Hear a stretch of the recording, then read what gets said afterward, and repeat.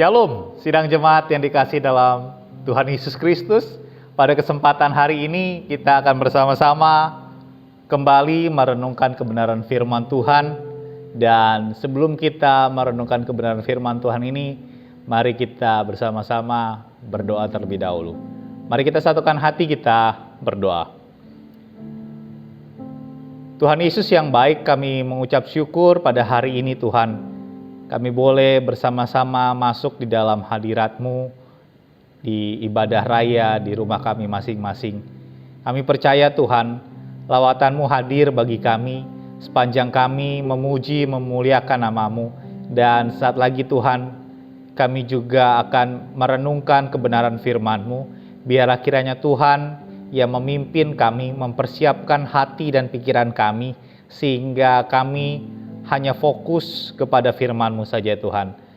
Bersabdalah kepada kami semua ya Tuhan, karena kami sudah siap untuk merenungkannya. Dalam nama Tuhan Yesus kami berdoa, haleluya, amin. Kesempatan yang indah yang Tuhan berikan bagi kita pada hari ini, kita akan bersama-sama merenungkan kebenaran firman Tuhan. Dari kitab Kejadian pasal 39 ayat 1 sampai 23. Kejadian pasal 39 ayat 1 sampai 23. Yusuf di rumah Potifar. Adapun Yusuf telah dibawa ke Mesir, dan Potifar seorang Mesir, pegawai istana Firaun, kepala pengawal raja, membeli dia dari tangan orang Ismail yang telah membawa dia ke situ. Tetapi Tuhan menyertai Yusuf sehingga ia menjadi seorang yang selalu berhasil dalam pekerjaannya. Maka tinggallah ia di rumah tuannya orang Mesir itu. Setelah dilihat oleh tuannya bahwa Yusuf disertai Tuhan dan bahwa Tuhan membuat berhasil segala sesuatu yang dikerjakannya, maka Yusuf mendapat kasih tuannya dan ia boleh melayani dia. Kepada Yusuf diberikannya kuasa atas rumahnya dan segala miliknya diserahkannya pada kekuasaan Yusuf. Sejak ia memberikan kuasa dalam rumahnya dan atas segala miliknya kepada Yusuf, Tuhan memberkati rumah orang Mesir itu karena Yusuf, sehingga berkat Tuhan ada atas segala miliknya, baik yang di rumah maupun yang di ladang. Segala miliknya diserahkannya pada kekuasaan Yusuf, dan dengan bantuan Yusuf ia tidak usah lagi mengatur apapun selain dari makanannya sendiri. Adapun Yusuf itu manis sikapnya dan elok parasnya. Selang beberapa waktu, istri tuannya memandang Yusuf dengan birahi, lalu katanya, "Marilah tidur dengan aku."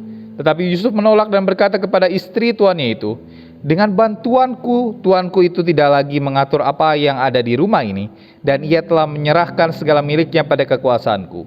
Bahkan di rumah ini, ia tidak lebih besar kuasanya daripadaku, dan tiada yang tidak diserahkannya kepadaku selain daripada engkau, sebab engkau istrinya. Bagaimanakah mungkin aku melakukan kejahatan yang besar ini dan berbuat dosa terhadap Allah?" Walaupun dari hari ke hari, perempuan itu membujuk Yusuf, Yusuf tidak mendengarkan bujukannya itu untuk tidur di sisinya dan bersetubuh dengan dia. Pada suatu hari masuklah Yusuf ke dalam rumah untuk melakukan pekerjaannya, sedang dari seisi rumah itu seorang pun tidak ada di rumah. Lalu perempuan itu memegang baju Yusuf sambil berkata, "Marilah tidur dengan aku."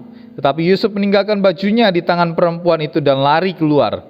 Ketika dilihat perempuan itu bahwa Yusuf meninggalkan bajunya dalam tangannya dan telah lari keluar, dipanggilnya lah seisi rumah itu. Lalu katanya kepada mereka, "Lihat, dibawanya kemari seorang Ibrani supaya orang ini dapat mempermainkan kita. Orang ini mendekati aku untuk tidur dengan aku, tetapi aku berteriak-teriak dengan suara keras. Dan ketika didengarnya bahwa aku berteriak sekeras-kerasnya, ditinggalkannya bajunya padaku, lalu ia lari keluar. Juga ditaruhnya baju Yusuf itu di sisinya sampai tuan rumah pulang." Perkataan itu jugalah yang diceritakan perempuan itu kepada Potifar. Katanya, "Hamba orang Ibrani yang kau bawa kemari itu datang kepadaku untuk mempermainkan aku. Tetapi ketika aku berteriak sekeras-kerasnya, ditinggalkannya bajunya padaku, lalu ia lari keluar." Baru saja didengar oleh tuannya perkataan yang diceritakan istrinya kepadanya, "Beginilah begitulah aku diperlakukannya oleh hambamu itu," maka bangkitlah amarahnya. Lalu Yusuf ditangkap oleh tuannya dan dimasukkan ke dalam penjara, tempat tahanan-tahanan raja dikurung. Demikianlah Yusuf dipenjarakan di sana. Tetapi Tuhan menyertai Yusuf dan melimpahkan kasih setianya kepadanya dan membuat Yusuf kesayangan bagi kepala penjara itu. Sebab itu kepala penjara mempercayakan semua tahanan dalam penjara itu kepada Yusuf, dan segala pekerjaan yang harus dilakukan di situ dialah yang mengurusnya. Dan kepala penjara tidak mencampuri segala yang dipercayakannya kepada Yusuf, karena Tuhan menyertai dia, dan apa yang dikerjakannya dibuat Tuhan berhasil. Amin. Demikian jauh kebenaran firman Tuhan yang kita baca dan akan kita renungkan di kesempatan hari ini. Pada hari ini, firman Tuhan yang akan kita renungkan saya beri tema, yaitu hidup di dalam tahan uji. Hidup dalam tahan uji. Kalau kita melihat kisah tentang Yusuf, saya percaya sidang jemaat sudah mengetahui kisah tentang Yusuf ini. Kalau kita baca dalam Kejadian pasal yang ke-37, ya. Di sana kita melihat kisah Yusuf telah dijual oleh saudara-saudaranya kepada orang Ismail. Dan orang Ismail itu membawa Yusuf ke Mesir dan dijual kepada Potifar, seorang pegawai istana dari Firaun, kepala pengawal raja.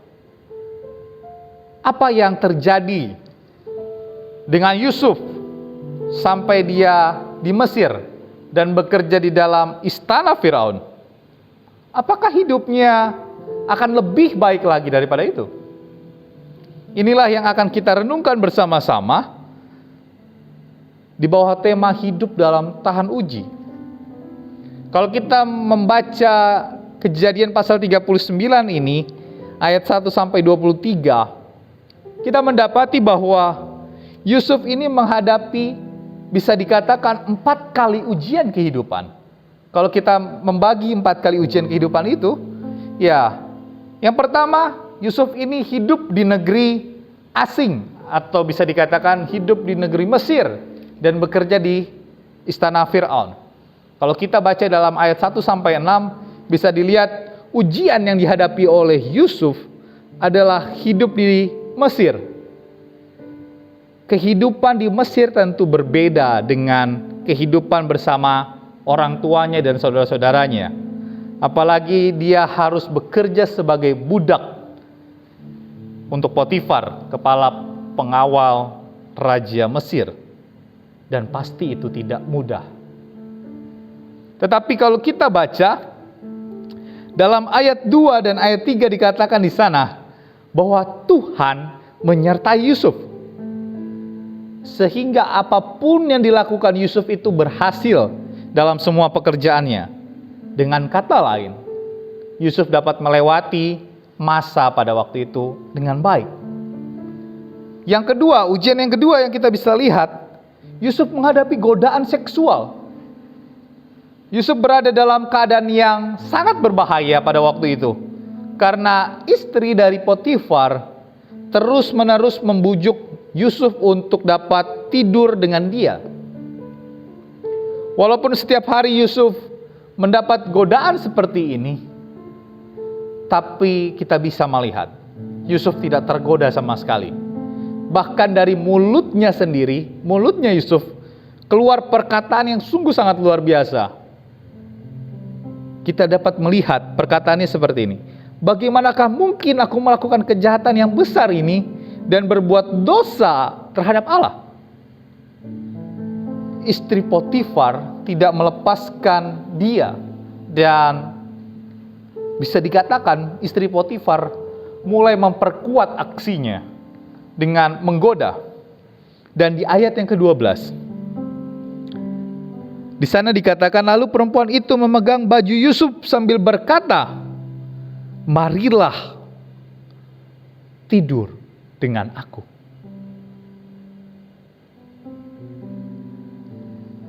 Kita bisa melihat lagi-lagi, Yusuf tidak tergoda.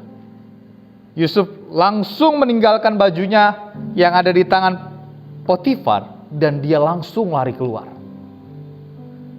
Akhirnya, ujian yang kedua dapat dilewati oleh Yusuf tanpa berbuat dosa. Ujian yang ketiga yang dihadapi Yusuf adalah fitnah dari istri Potifar. Karena tidak berhasil mendapatkan Yusuf, maka istri Potifar malu dan menjadi marah dan memfitnah bahwa Yusuf telah mencemarkan dia. Meskipun Yusuf difitnah, tapi Yusuf tetap memperlihatkan satu ketegaran. Yusuf tetap memperlihatkan satu ketenangan dalam menghadapi situasi ini. Yusuf tidak melawan, tapi dia menerima keadaan itu. Sepertinya dia kalah, tapi sebenarnya dia tidak kalah.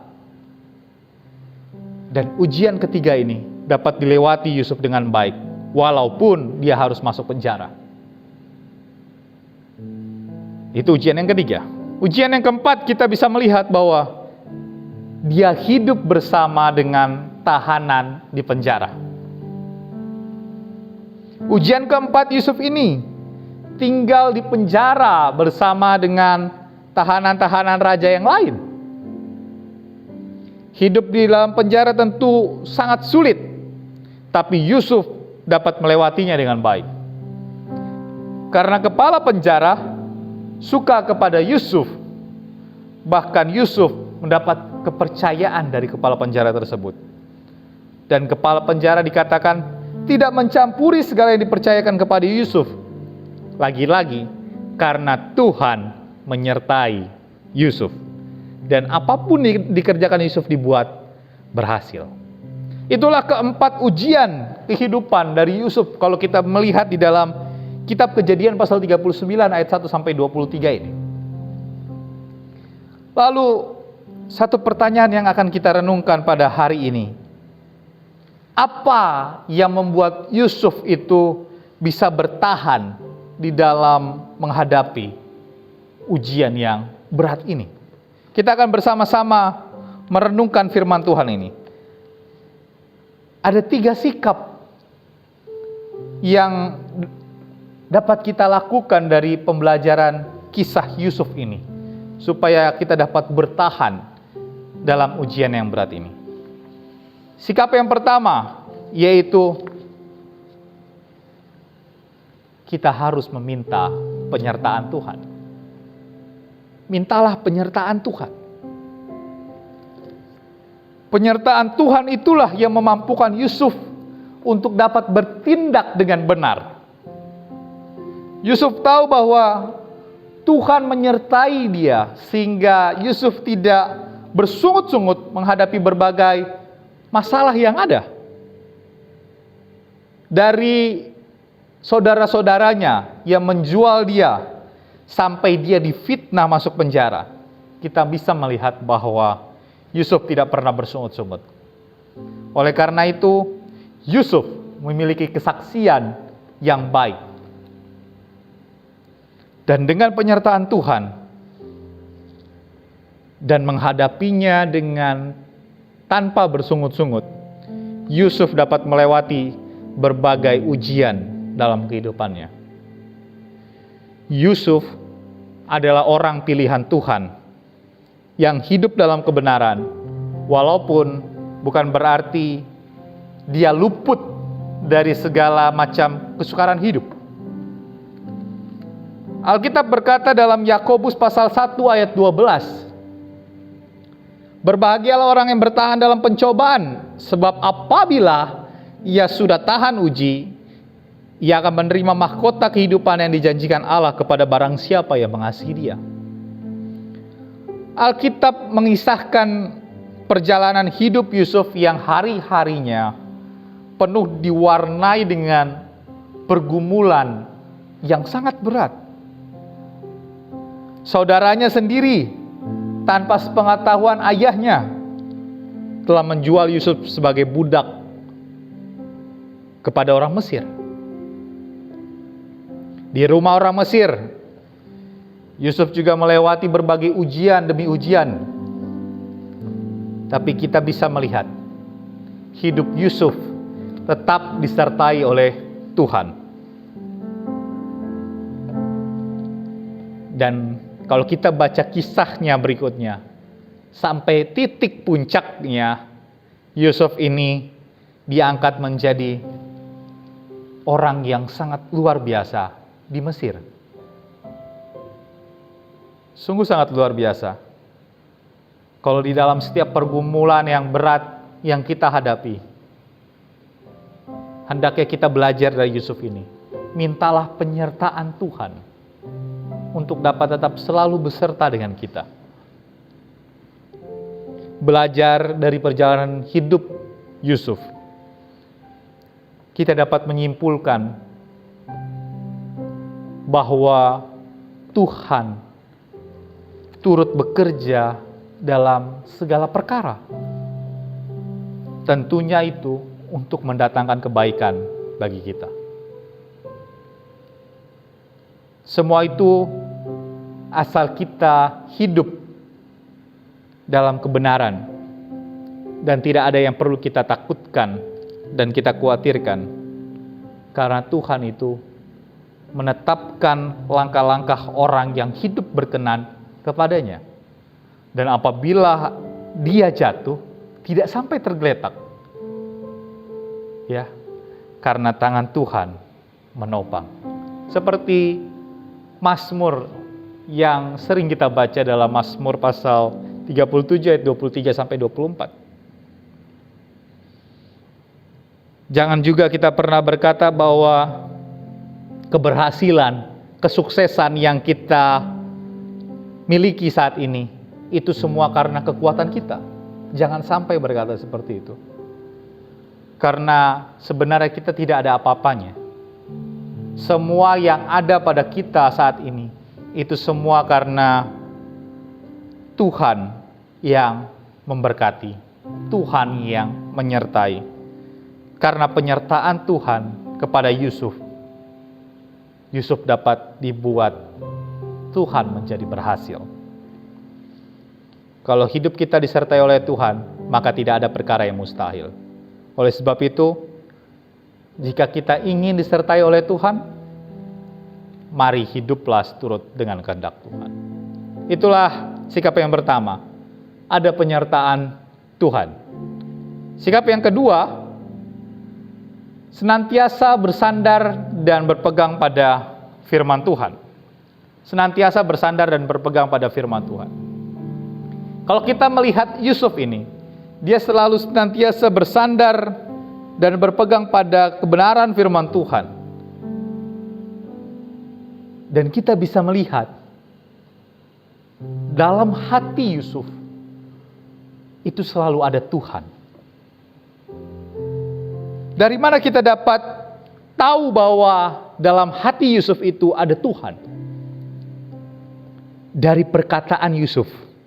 Bagaimanakah mungkin aku melakukan kejahatan yang besar ini dan berbuat dosa terhadap Allah? Ketika godaan datang, Yusuf ingat ada Tuhan. Ketika godaan datang, Yusuf ingat kalau dia harus hidup takut akan Tuhan. Sehingga akhirnya dia tidak berbuat dosa. Kalau kita melihat di dalam kehidupan ini, semua orang yang ada di dunia ini, baik itu orang kaya, orang miskin, usia yang sudah tua, usia yang masih muda, bahkan anak-anak kecil, yang tinggal di kota, yang tinggal di desa, dan dimanapun kita berada. Tentunya tidak terlepas dari berbagai pergumulan hidup. Karena persoalan, karena pergumulan itu tidak pernah memandang bulu. Jadi kita seharusnya harus menyadari bahwa tanpa Tuhan kita tidak dapat berbuat apa-apa. Untuk dapat kita keluar dari pergumulan, dari persoalan yang ada dalam hidup ini, kita harus memiliki cara pandang yang benar. Cara pandang yang benar terhadap segala sesuatu, yaitu senantiasa hidup bersama dengan Tuhan, berpegang pada firman Tuhan. Kalau saya melihat selain dari kisah Yusuf ini, Satu tokoh dalam Alkitab yang sudah sangat terkenal, yaitu Daud. Daud. Perjalanan hidup Daud tidak berbeda dengan kita. Hidup Daud juga dipenuhi dengan masalah, pergumulan. Tapi Daud tahu kepada siapa dia harus bersandar, kepada siapa dia harus berharap. Daud tidak pernah menyerah pada keadaan, apalagi putus asa. Iman Daud tetap kokoh. Bahkan di tengah kesesakan, di tengah pergumulan yang hebat, Daud masih bisa dapat tetap berkata, seperti Mazmur yang kita baca pada hari ini. Dalam Mazmur 121, ayat yang kedua sampai keempat. Pertolonganku ialah dari Tuhan yang menjadikan langit dan bumi. Ia takkan membiarkan kakimu goyah, penjagamu tidak akan terlelap. Sesungguhnya tidak terlelap dan tidak tertidur penjaga Israel. Daud masih dapat tetap berkata seperti ini di tengah pergumulan yang dia alami. Sebagai seorang raja, Daud tentu memiliki pasukan. Daud tentu memiliki tentara yang sangat kuat, yang sangat terlatih. Bahkan Daud juga memiliki banyak orang kepercayaan. Tapi semuanya itu tidak menjamin. Daud tahu bahwa Tuhanlah yang menjadi sumber jaminan, Tuhanlah yang menjadi satu-satunya sandaran hidup di dalam kehidupan Daud. Tuhanlah juga yang menjadi penjaga Israel. Tuhan Daud, Tuhan yang Daud sembah, adalah Tuhan kita juga. Dia sangat peduli. Dia sangat memperhatikan keberadaan dari umat-umatnya. Dia akan menuntun langkah hidup kita. Bahkan Tuhan akan menjaga keluar masuk kita dari sekarang sampai selama-lamanya. Jadi, di tengah pergumulan yang berat yang sedang kita hadapi saat ini, tetap senantiasa bersandar, tetap senantiasa berpegang pada firman Tuhan. Jangan pernah meninggalkan persekutuan dengan Tuhan.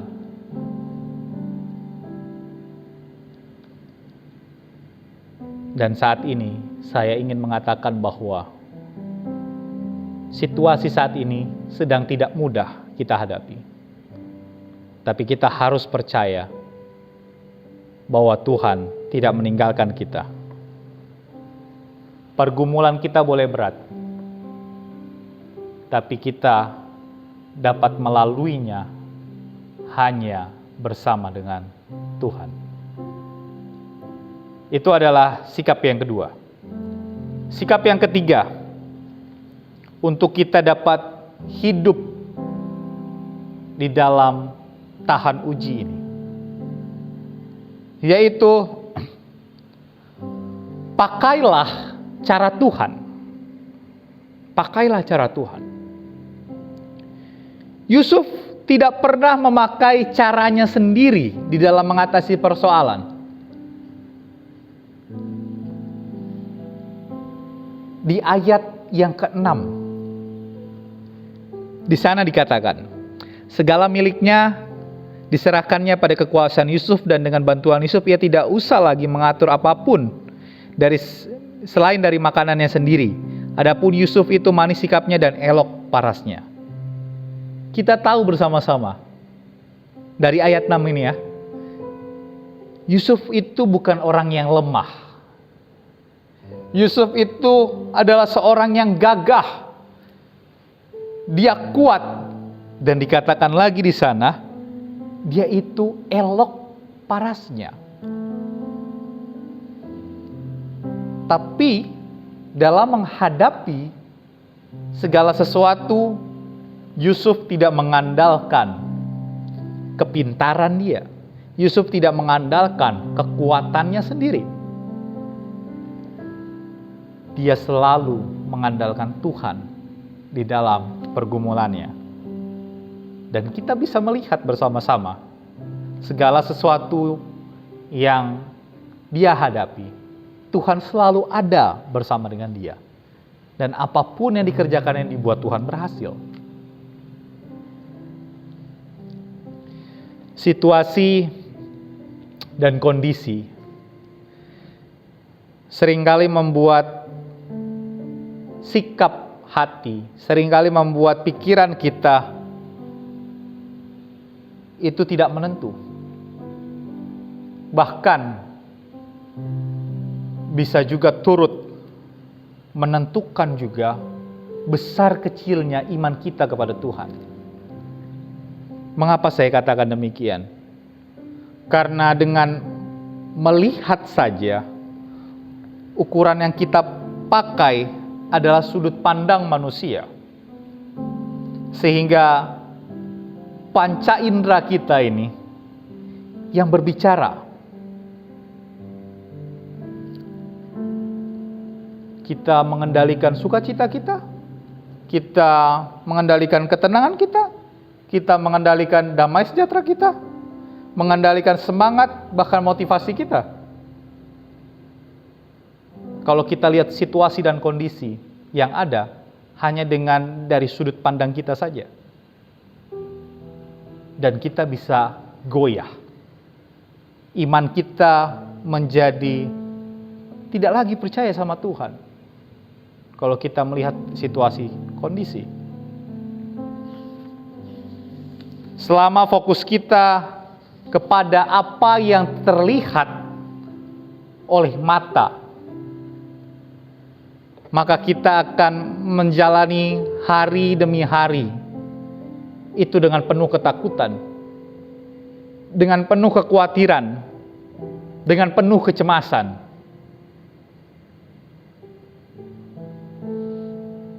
Tapi kita harus kembali fokus kita hanya kepada Tuhan. Jika kita hidup karena percaya, maka kita akan memahami cara Tuhan bekerja. Dan cara Tuhan itu selalu ajaib. Cara Tuhan itu selalu heran. Semakin kita memahami cara Tuhan bekerja dalam hidup ini, semakin kita dapat berjalan dalam iman, semakin kita dapat memiliki satu penyerahan diri yang penuh kepada kuasanya. Dengan iman kita memperoleh kemampuan ilahi untuk melihat apa yang tidak sanggup dilihat oleh mata jasmani kita. Dan hal itu akan menjadikan kita tetap sabar dan terus bertekun menantikan Tuhan. Kita harus ingat, Tuhan selalu punya cara untuk menolong kita. Karena itu, jangan batasi dengan pemikiran kita, dengan logika kita. Pelajaran penting dari bagian firman Tuhan yang kita baca, yang kita renungkan pada saat ini, mengingatkan kita bahwa walaupun ada penyertaan Tuhan, walaupun selalu bersandar dan berpegang teguh pada firman Tuhan, bahkan hati kita selalu ada Tuhan, bukan berarti tidak ada persoalan dalam kehidupan kita. Cerita kehidupan dari Yusuf ini meneguhkan kita kembali. Semakin Yusuf mempercayai Tuhan, semakin berat tantangan yang harus dihadapi. Tetapi apapun yang terjadi dalam kehidupan Yusuf, Yusuf selalu setia, Yusuf selalu taat kepada Tuhan. Sebab Yusuf yakin bahwa rancangan Tuhan dalam hidupnya tidak pernah salah. Rancangan Tuhan itu tidak pernah mendatangkan kecelakaan. Rancangan Tuhan selalu mendatangkan damai sejahtera. Mari kita belajar dari kehidupan Yusuf ini. Sehingga apapun ujian yang kita hadapi, pasti kita akan dapat melewatinya bersama dengan Tuhan.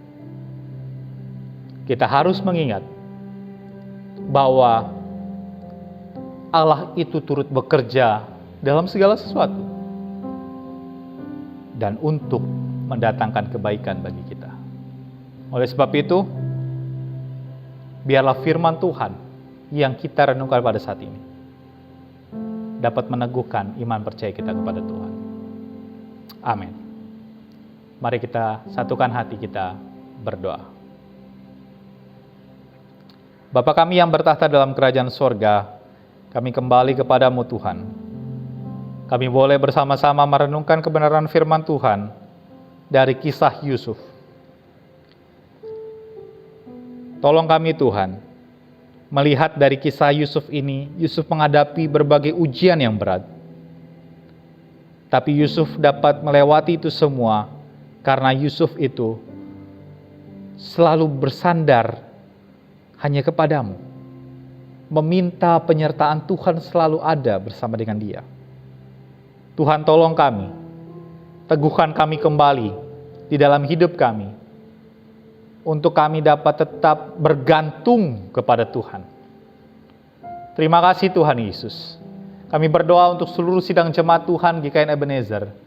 Dalam 1 minggu ke depan, kiranya tangan kuasa-Mu Tuhan, yang sanggup untuk dapat membentengi kami, menyertai kami, memberkati kami. Keluar masuk dari pintu rumah kami masing-masing, Tuhan yang memberkati. Terima kasih Tuhan Yesus. Di dalam setiap aktivitas pekerjaan yang kami lakukan, Tuhan buat berhasil. Tuhan juga yang akan melindungi kami, memproteksi kami dari wabah pandemik virus corona. Berikan kami imunitas yang kuat Tuhan. Kami percaya kuasa-Mu mengalir bagi kehidupan kami semua. Terima kasih Tuhan. Kami berdoa pada saat ini untuk gedung gereja konsistori pastori beserta fasilitasnya. Kiranya Tuhan juga yang akan memproteksinya dengan kuasa-Mu. Lingkungan sekitar gedung gereja kami ini Tuhan, biarlah kuasa damai sejahtera Allah melingkupi di dalamnya. Kami berdoa juga Tuhan Yesus bagi kesembuhan pemulihan dari Bapak J. Marbun. Kami tetap bersatu hati berdoa bagi hamba-Mu ini.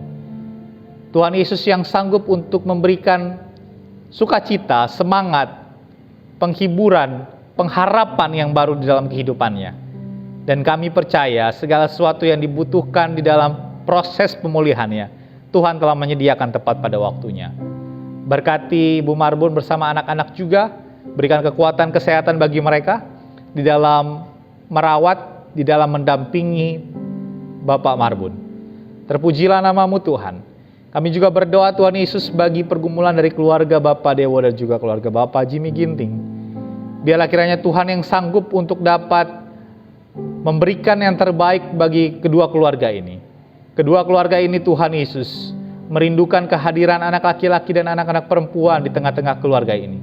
Kami percaya Tuhan, kuasa-Mu yang begitu besar, mujizat-Mu Tuhan yang masih ada sampai saat ini, itu akan mengalir bagi kedua keluarga ini.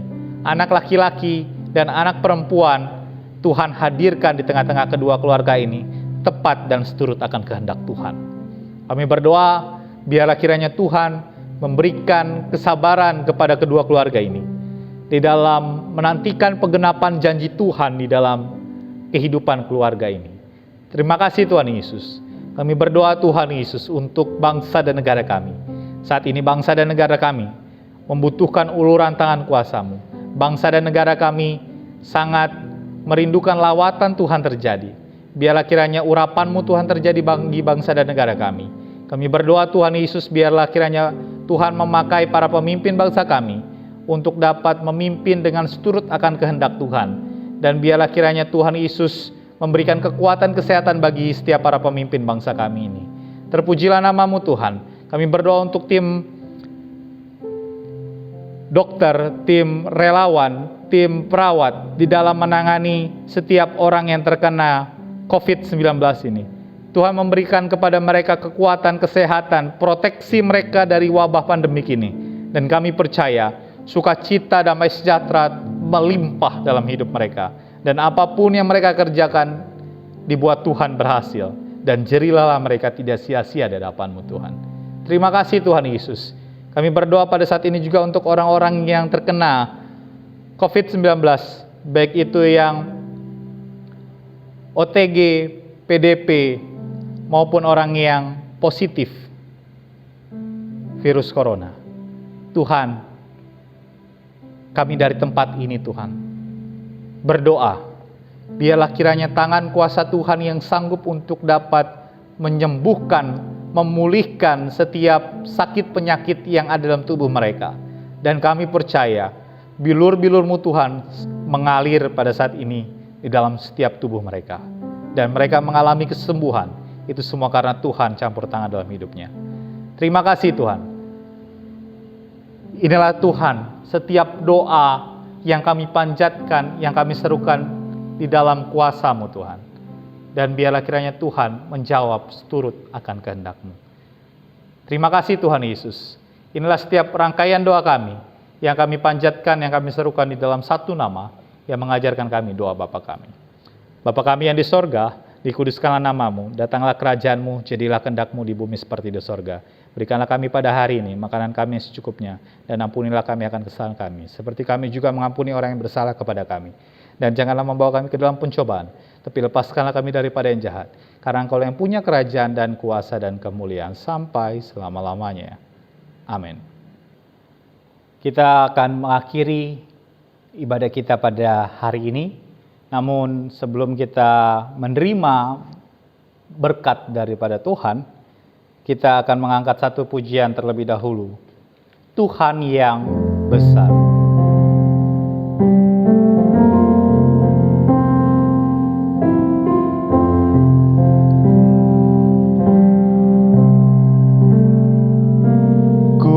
Hidup karena percaya Kau yang berjanji setia, pengharapanku selalu ada di dalam-Mu. Tidak akan menyerah meski dalam kesesakan.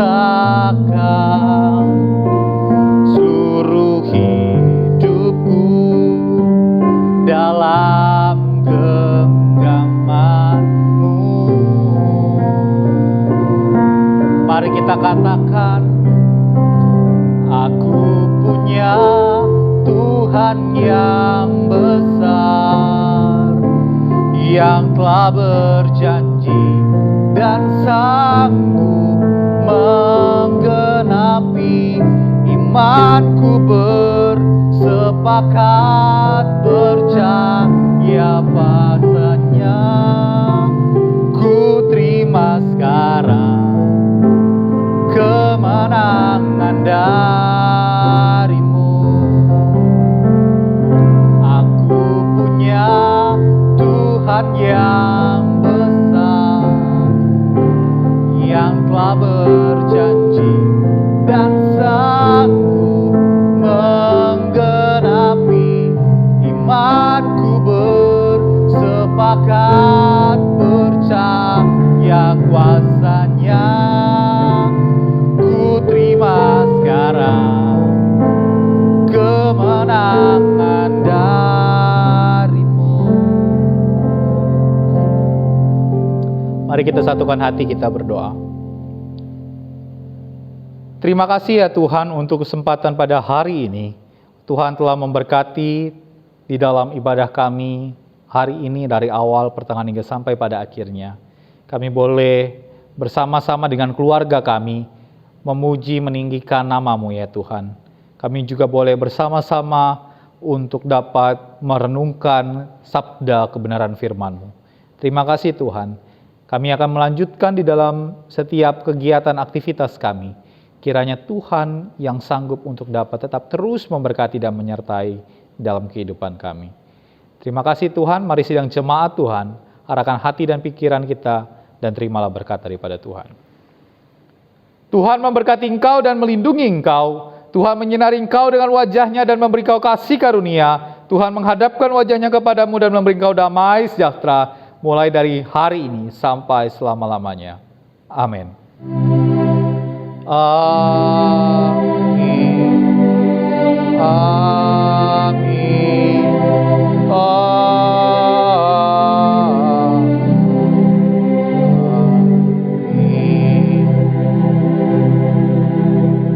Amin. Kita saat teduh sejenak.